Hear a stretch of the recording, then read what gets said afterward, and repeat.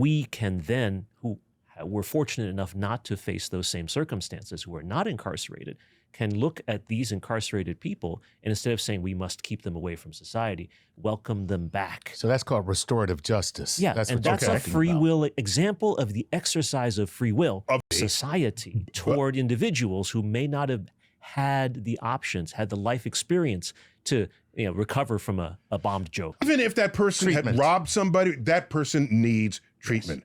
And the people who cannot shake whatever it is that afflicts them tells me that free will cannot be as free as we think it is. Do you remember the shooter in the University of Texas at Austin? I remember that one. Okay? Yeah. There's a movie they made out of it called The Tower, where he left a note saying, I just want to kill people. Something must be wrong with my brain.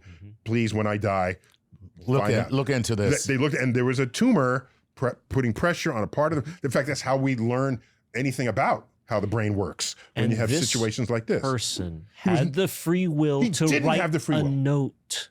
He had the free will to write the note. So he did not have the will to resist shooting.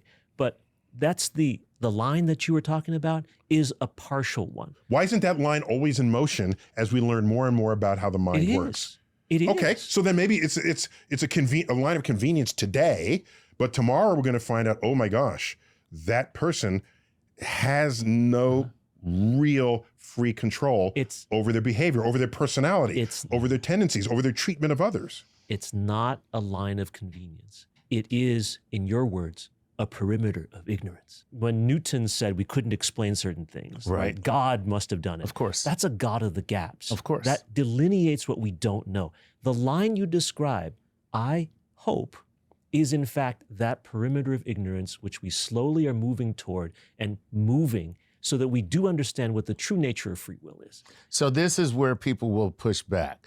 Most people are concerned not about the actions, but the consequences. So what they're thinking about is the punitive response to someone who does something wrong. And is a punitive response a deterrent for somebody doing something wrong or doing something wrong in the future? Especially if they don't have the free will. Right.